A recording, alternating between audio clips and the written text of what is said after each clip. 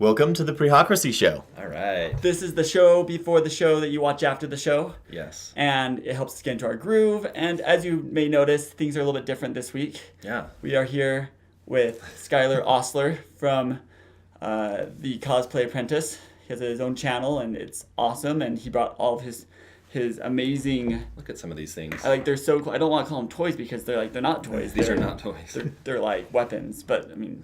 Prop replicas. I feel like if I'm gonna push the button, somebody's gonna actual lightsaber's going to come out of this. Are lightsabers like guns, like where you shouldn't look down the barrel of them? Probably. I mean, it's kind of confusing in this show. Assume they say the that, lightsaber is always loaded. Yeah, they say that you have to use the Force to channel through the crystal to light it, but then you have people that aren't Force sensitive that light them all the time. So it's like I wouldn't look down one just in case. Just in case you accidentally go for it. These are really cool. And as we were meeting, I was telling you that these have a lot of heft. That's one thing that's really impressive about these. Tell us a little bit about you, your channel, what you do, what your interests are. Yeah, so I don't know. I mean, am I talking to you guys or these guys or what? Okay. Talk to them. I mean, we're here. Yeah, I mean, so basically, I've always loved making things. Ever since I was a kid, I wanted to be a mechanical engineer for a while. Oh yeah. Then I found out how much math that included, so that came off the table. But I always loved building things and kind of thinking of how to put something together in my mind and then making it happen. And so not too long ago, I just started. I saw a YouTube video where I saw somebody make a bow out of PVC pipe, and I was like, whoa, I can do that. And then they actually made a sword too, and I'm like, I've always wanted to make a sword, but I don't want to deal with the fire and the quenching and all that stuff. You don't want to actually be a bladesmith. Yeah, with actual metal and everything and the cost of that and getting set up. So I was like, I can make a sword out of PVC. That'd be awesome. And then I'm just a total nerd. I fall for anything, like a total sucker for anything that's, Star Wars, sci-fi, fantasy, superheroes for sure. Like I'll watch them as long as they keep making them. Yeah, absolutely. And so we'll be forever. I mean, hopefully we're gonna be 80, and they're like, oh look, it's Iron Man 72. 14th iteration, man. This is like Doctor Who. What's going on? And I'll keep going to watch them. It's like I'm a total sucker for that. So I thought, well, why not just... And they will be just as good. Like, that's the thing. Yeah, exactly. It's going to be like, that was so much better than every other Iron Man in the past. How do they keep doing this? Should be hard to beat Robert Downey Jr., but I'm sure they'll do it, They'll buy his rights and then just do him in CGI. That's what it'll be. We'll have the technology. We can build him. But yeah, so I just thought, well, why not make replicas of these awesome shows when I do the sword so that it's a lot more fun. The very first one I did, if you can see, actually, is this Inigo Montoya sword. So good. Princess Bride has been one of my favorite movies since forever, and so that was actually the first one I did. I don't know what I was thinking, because that's like the most ornate sword you could possibly do, but, as the saying goes in my family, go big or go home and watch Netflix. So and chill. Yeah. So have you ever had a six-fingered person test that sword to see if it actually works? Ooh. I have not. I've been on the search, but... If you have 6 fingers, contact Skyler. Let me know. Yeah. We need you to try out the sword and make sure it's accurate. So. Awesome. Well, thanks for coming on the show. We're excited to have you. We have a fun show coming up. Absolutely. We're gonna be playing some games. We're gonna be talking about a little bit more in depth about what Skyler does on his YouTube channel. He recently was able to collaborate with Ronnie Street Stunts. And made awesome. a Deadpool parkour video that is really cool and family friendly, which is impressive for a Deadpool video. True. Yeah, that made it interesting for trying to put the script together and how we were gonna work it to make sure that he's got to stay in his character. If you couldn't see the real movie, you could watch ours. There you go. There you go. If you have kids that are really interested in Deadpool, but you don't want them to have all the jokes that are highly inappropriate. That makes it rated R, yeah. Check out that video. It is a really good video. It's we'll very have a link in the description. Yeah, absolutely. So, if you've been following us, we have been making you fall in love with us. So, obviously, you are very interested in these next portion. We're not just making you fall in love with us just in general. Yeah. We're making you fall With in our love charm. with us scientifically, there's proven. It's proven. It's going to happen. I mean, Yes. really, you're gonna get to the end, and you can't resist watching every episode because we're here and you love us, absolutely. and we're so humble. I need to use that for my channel. Yeah, give it a go. It's Yeah. great. So we have some more questions we're answering in the scientific love questions, and you know we're gonna have Skyler participate in this. So I hope he's gonna answer some extremely personal questions. We met him about a half hour ago, and here we go. So first question. What do you value most in a friendship? And we'll let JD answer this one first since he's probably had some time to think about it. Did I have time to think about it? Okay. One thing that I really value most in friendship is sort of an not unchanging, because a friendship changes, right? Yeah. But I have some really good friends that are in San Francisco, friends that I don't get to see very often for different reasons. But when we get back together, it's like nothing has changed, right? And I've had lots of friends over the years, and usually you kind of get incorporated into different groups and go into different, when you're in a different company, your tastes change, and so I've gone back and seen friends, and it's sort of like, I don't know if, not that we can't be friends, but like we've kind of grown jive up, as right? much anymore. So kind of that friendship of being able to always come back kind of to a center, someone who's there, who doesn't really have a problem with that, how much time passes. A friendship is a friendship regardless of... You guys get together and you talk just like you were with each other yesterday. Yeah. And it's just like no time has passed at all. Yeah.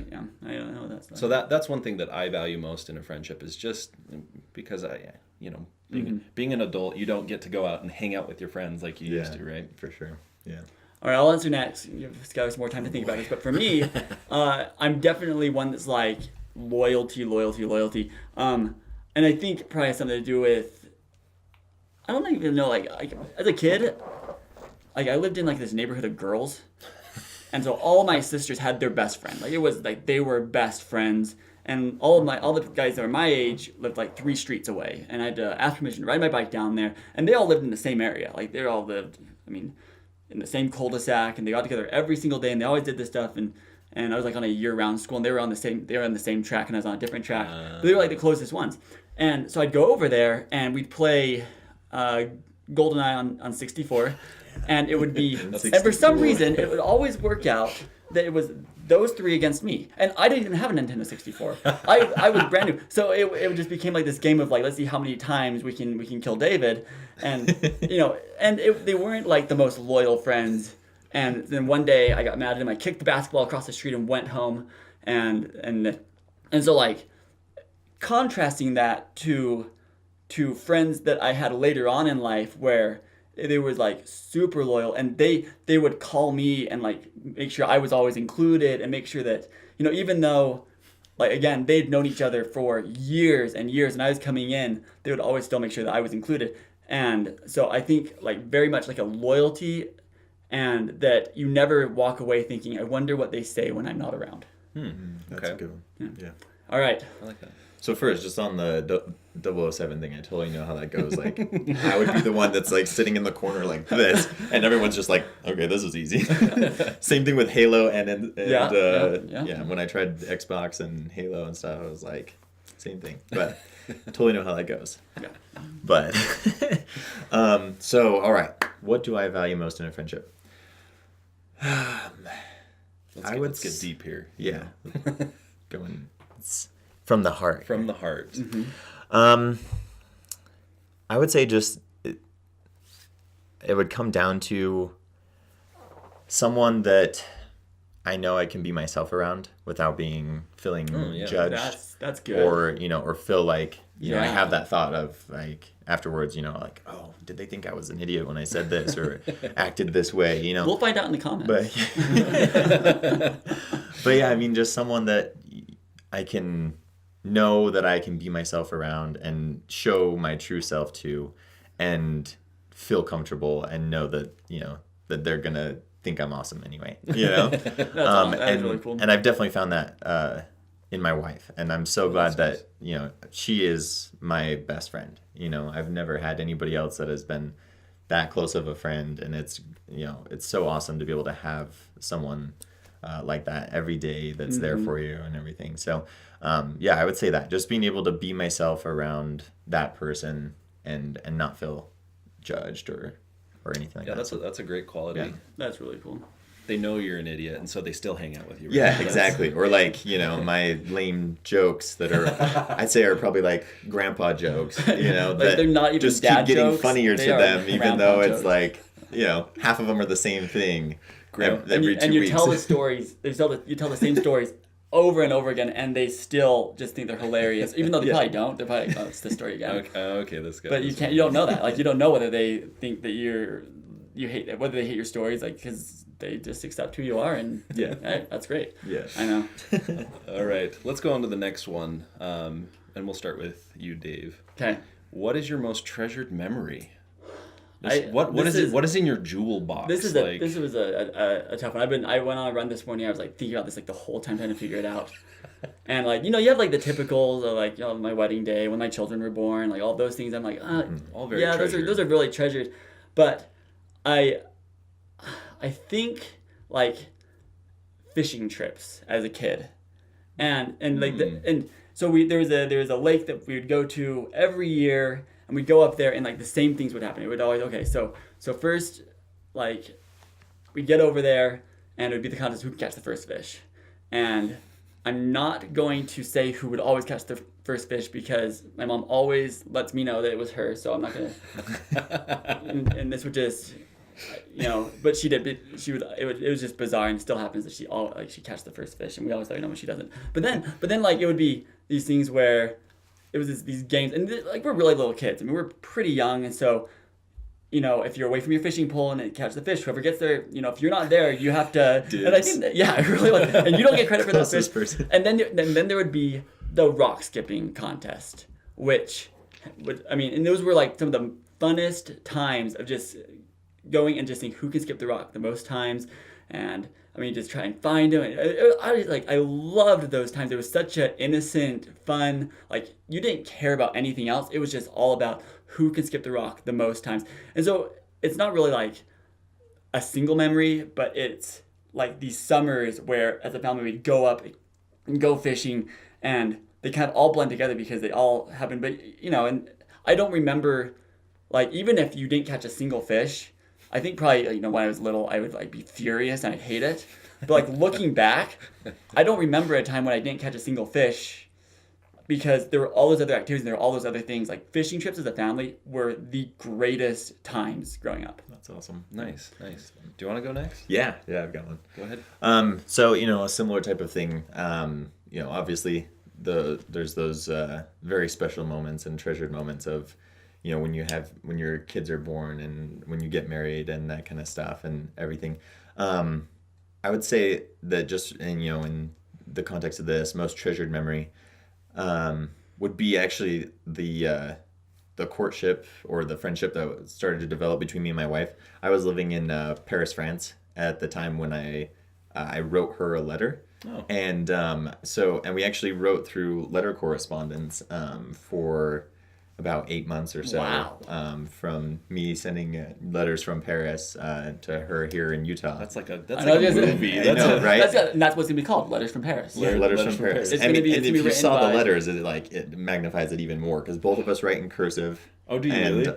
Oh my word! The total nerd that I am, I got parchment-looking paper that I would write them on. Did you write by candlelight? And then put wax seals on them. Wow. And everything. And I drew hand-drawn pencil sketches in the bottom corners of some of them and things like that. Anyway, but for the most part, the letters were all just very getting to know each other and that kind of stuff with a little bit of... So when you actually create a lightsaber and you get put in the Smithsonian, that's going to be the display. Yeah, our letters. We both have you've prepared boxes for this already. with, each other's letters in them. And so I think that's one of my treasured memories is, kind of that whole friendship developing between us and through letters.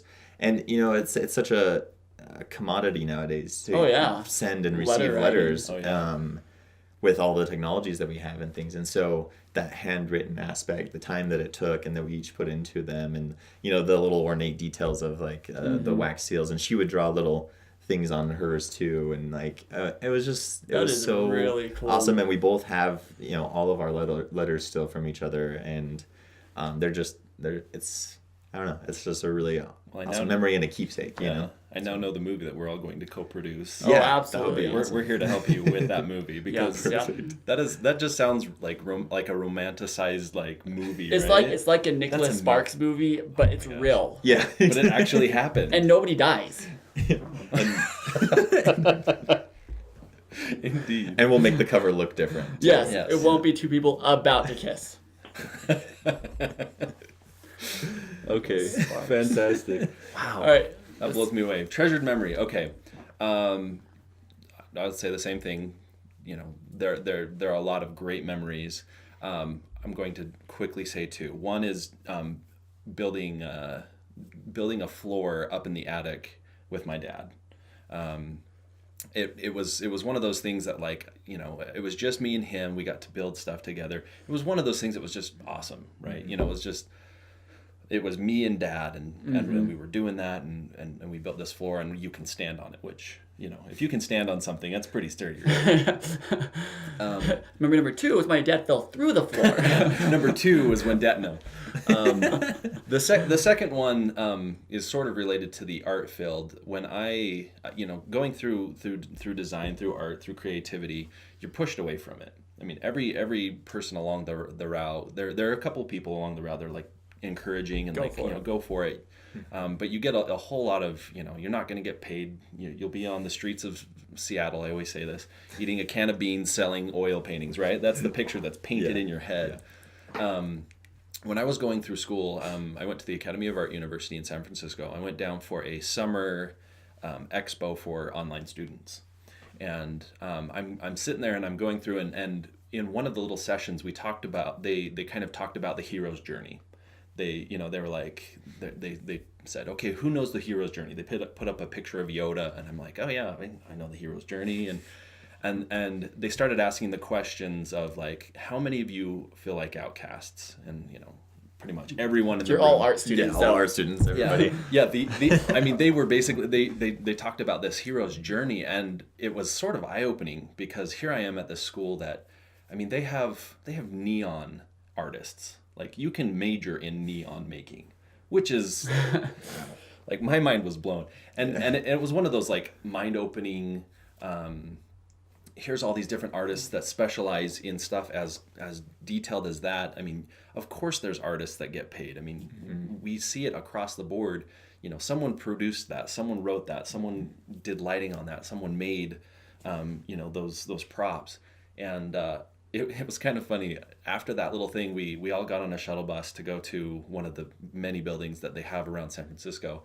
And I remember looking at all of these people on the bus that are all artists, and I'm having this moment of like, wow, like I felt so connected to them, even though all of them had headphones on or they were talking and like in their own, studies and stuff.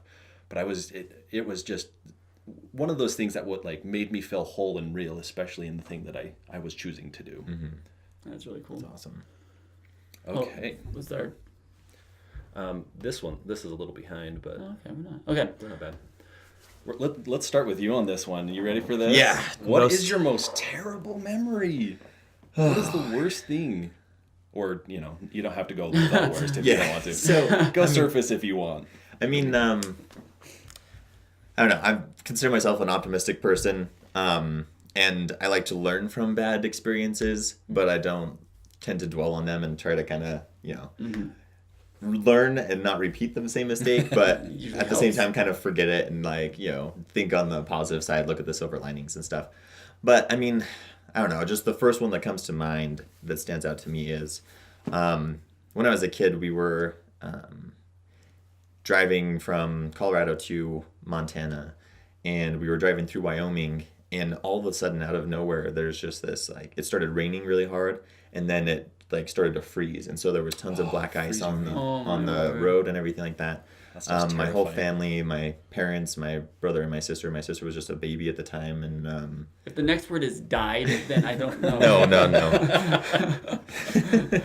No. There's another movie we can go prove. That one isn't Nicholas Sparks. Yes. But anyway, so we started coming down this big hollow, where the road goes down and then really steep and then comes back up on the other side. And on either side of the road is just this really steep drop off. And my word. literally there's sharp, jagged rocks at the bottom.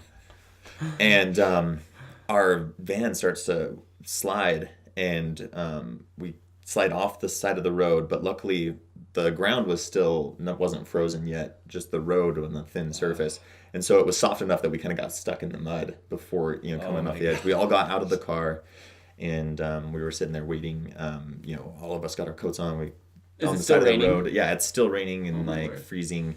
And now a bunch of cars are sliding off the road and things like that. We tried to, we flagged somebody down. They stopped, and we were able to get in their car. And the semi, as we got into their car, just on the side of the road, the semi jackknifes and hits the car. And we Your guys' rolled, car or the car you're in? The car we're in, yeah. Oh my word. Our car rolls down the hill.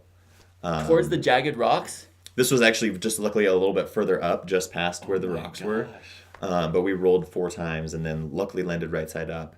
I was the only one that had my seatbelt on, but luckily nobody was killed. But the person that stopped there, her fiance and my dad went out to try to help other people, and he was talking to her just outside the car. He rolled on the outside of the car and had a broken collarbone and all kinds of things. But anyway, as a kid, the worst part in my mind was that our dog flew out the window and we couldn't find him for an entire night, and we were like freaking out that our dog was missing. And I wasn't taking in what actually completely happened at the time, just as a kid. But some guy ended up hearing over the police radio that lived in the area that the dog was out there, and he went out and found him the next morning. Wow.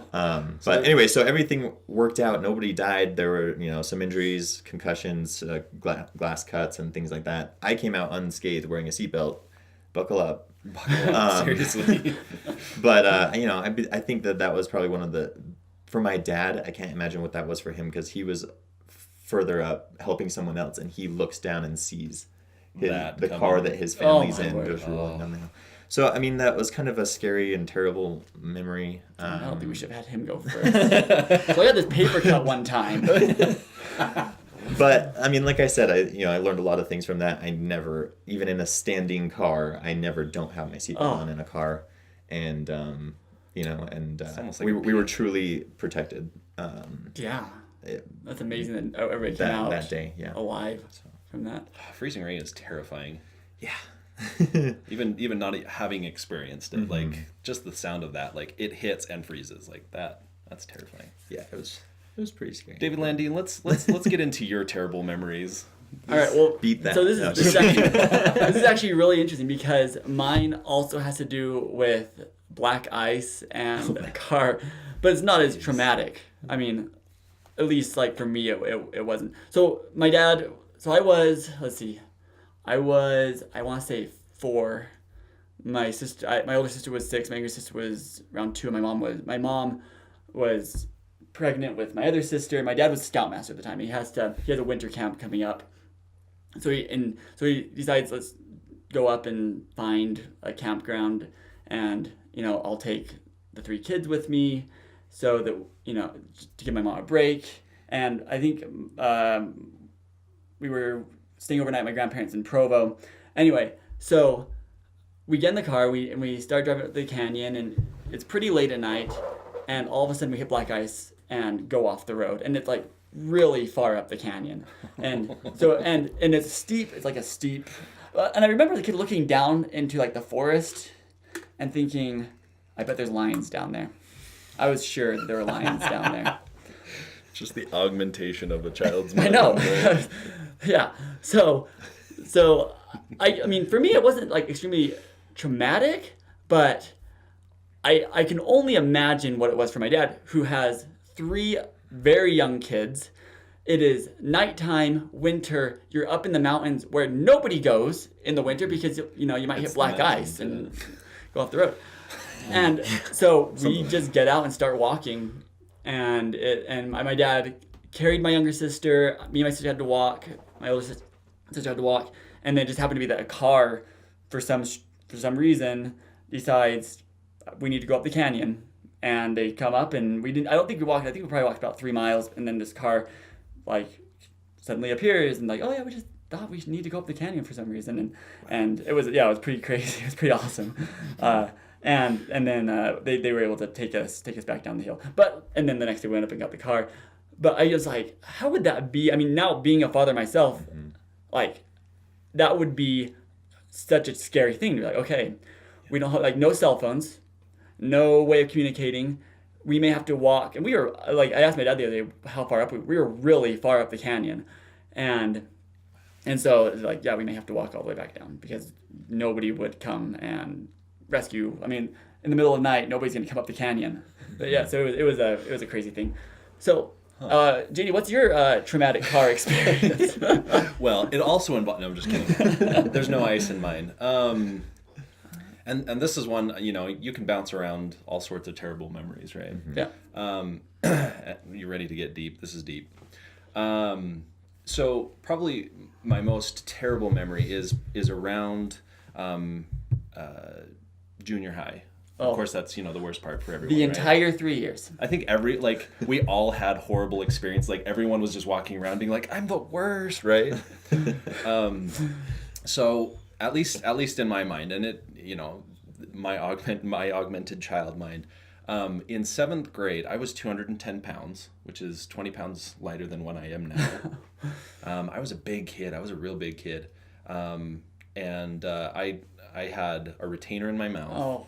And I had a lower bar on my mouth that would pinch my tongue and give me little, like, sores on my tongue. Oh. My retainer, because I had to wear it all the time. Like, the only time I didn't have to wear it was when I was cleaning it, which I cleaned it in, like, Listerine and, like, denture stuff. So it was like, I felt like I had the slightest bit of a lisp, and I would spit when I'd talk, and I had sores on my mouth. And like, if there was a sitcom about high school on TV, you would have been the kid that, like, you were that kid. Yeah, I was that kid. I had oily hair, which gave me just. Now you miss that oily hair, don't you? I miss hair in general. You know, it all migrated south and decided to stay there for the winter. You know? So it was a particularly hard time because, you know, I was very self-conscious about myself. I got into football. I don't remember when I was a lot younger, and I was always an X-Men. That's in Pee Wee football. If you're over a certain weight, you can't carry the ball. At least you can't be handed the ball. So you're an X-Men, and that means you're basically going to be on the line. It's kind of a, hey, you're a fat kid. Stay, you know, push the other fat kid away. You know, fat kids push the fat kids. Skinny kids run the ball. So there was that, and it was like I felt, you know, heavy and just awkward. The football thing was hard because it is a team thing, but like being a fat kid, you don't run. Like you don't run. You're never gonna score a touchdown. You're never gonna get the glory. You're never gonna. There's no limelight to it. Yeah, in that age, they don't recognize like the value of the line and what they do. And everyone wants to be running the ball. Everybody wants to be that, you know, star player to get the touchdowns. And, you know, you get yelled at because the quarterback gets touched, and, you know, and so one of the things that I just absolutely, I mean, okay, lowest of lows, keep going. You know, they would make you run laps as a team. I would be so slow, and there was 1 or 2 kids that were slower than me, but everyone was faster than me, of course. And maybe this is why I hate running so much. It's just so awful for me. But we'd run around, and, you know, we'd still have like a lap or 2 left, and the whole team would have finished, right? And so the coaches would be like, hey, this is a team, you go run with your team. So they would have to run extra laps because we were slow. And so they'd come and be next to you, and they'd be kind of jiding you and like kind of knocking you, and you know, I'm just sitting there just trying not to cry amongst a bunch of dudes, right? So that was my worst. Yeah. That was my. And on that happy note, let's start the show. Do you want to email me the script? Because it's still downloading, unfortunately. Yeah, I will. Yeah, we'll start the show and then I'll. Okay. What's All right. What's the line? For people who know how to fly their geek flag proudly. Okay, and then you're gonna say we'll be right back. All right. You ready? Yeah. Welcome to the Nope.